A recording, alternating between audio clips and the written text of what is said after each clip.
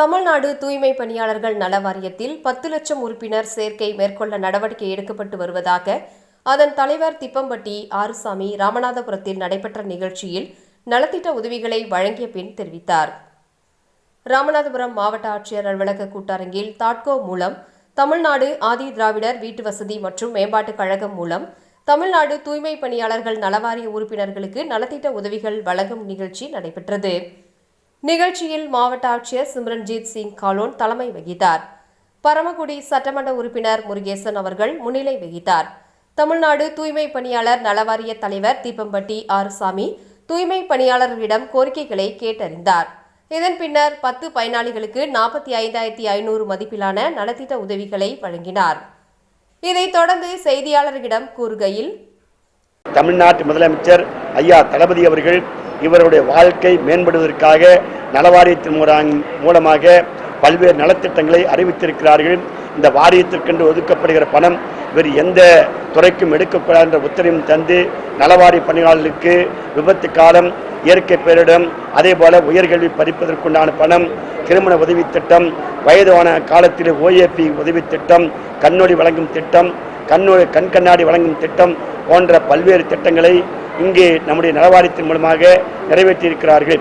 இதுவரைக்கும் தமிழ்நாட்டிலே வழங்கப்பட்ட தொகை 4,37,00,000 ரூபாய் பணம் இந்த நலவாரியத்திலிருந்து தூய்மை பணியாளர்களுக்கு வழங்கப்பட்டிருக்கிறது. இன்றைக்கு சிறப்பாக இந்த மாவட்டத்திலே 46,000 ரூபாய் பெறுமானம் உள்ள நிதி திட்டங்கள் வழங்கப்பட்டிருக்கிறது. அதே போல இந்த மாவட்டத்திலே 800 வாரிய அடையாள அட்டைகள் வழங்கப்பட வேண்டும் என்று சொன்னார் எங்களுடைய தாட்கோ மேலாளர். அதை கூடிய விரைவிலே இங்கு இருக்கக்கூடிய நகராட்சி, ஊராட்சிகள் எல்லாம் அந்த அட்டைகள் வழங்குகின்ற முயற்சியை மேற்கொள்வோம். எங்களை பொறுத்தமட்டில் தூய்மை பணியாளர்களுக்கு நல்ல ஒரு பாதுகாப்பாக இருக்கக்கூடிய ஒரே ஒரு முதலமைச்சர் தமிழ்நாட்டு முதலமைச்சர். ரோபோட்டிக் என்கிற இயந்திரத்தை பயன்படுத்தவே அந்த மலக்குழி மரணங்களை தடுக்க வேண்டும் என்று சொல்லியிருக்கிறார்கள். பரிசாத்திரமான முறையிலே தமிழ்நாட்டிலே சில மாவட்டங்களிலே அந்த ரோபோட்டிக் இயந்திரம் பயன்படுத்தி கொண்டிருக்கிறது. இந்த மாவட்டத்துக்கும் ஒரு 5 ரோபோட்டிக் இயந்திரங்களையாவது கொண்டு வந்து கொடுத்து அந்த மலக்குழி மரணங்களை தவிர்த்து இயந்திரங்கள் மூலமாக மலக்குழிகளை சுத்தம் செய்கிற பணிகளை ஈடுபடுவோம் என்ற உறுதியையும் உங்கள் வாயிலாக தெரிவித்துக் கொள்கிறேன். நன்றி. கண்டிப்பாக பாதுகாப்பு உபகரணங்கள் வழங்கப்பட வேண்டும்.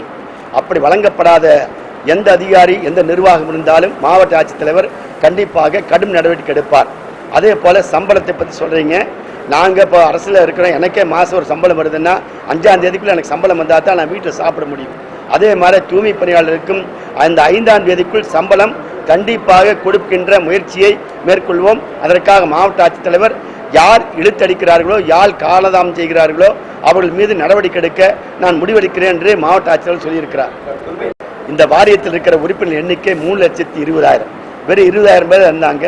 இப்போ 3 லட்சம் பேரை உருவாக்கி இருக்கிறோம். நம்முடைய தமிழ்நாட்டு முதலமைச்சர் ஐயா தளபதியோட வேண்டுகோள் 10 லட்சம் வரைக்கும் இந்த உறுப்பினரை சேர்க்க வேண்டும். அது எப்படி சேர்ப்பதென்றால் தனியார் விடுதிகள், தனியார் மருத்துவமனைகள், தனியார் உணவகங்கள், எங்கெங்கே நம்முடைய தூய்மை காவலர்கள் பணியாளர்கள் வேலை செய்கிறாரோ அத்தனை பேரையும் இந்த வாரியத்திலே உறுப்பினராக சேர்க்க வேண்டும் என்பதுதான் தமிழ்நாட்டு முதலமைச்சர் மாண்புமிகு ஐயாவுடைய ஒரு மிகப்பெரிய ஒரு வேண்டுகோளாக இருக்கிறது. அதை ஏற்று எங்களுடைய தூய்மை பணியாளர் நலவாரியம் தமிழ்நாடு முழுவதும் இன்னும் ஒரு 7 லட்சம் உறுப்பினர்களை வரக்கூடிய ஜனவரி மாதமோ பிப்ரவரி மாதத்துக்குள்ளோ சேர்க்கிற முயற்சி ஈடுபடுவோம். நிகழ்ச்சியில் தாட்கோ மேலாளர் விஜயபாஸ்கர், ஆதி திராவிடர் மற்றும் பழங்குடியினர் நல அலுவலர் செல்வி, உதவி இயக்குனர் பத்மநாபன் அவர்கள் மற்றும் அரசு அலுவலர்கள் உட்பட பலர் கலந்து கொண்டனர்.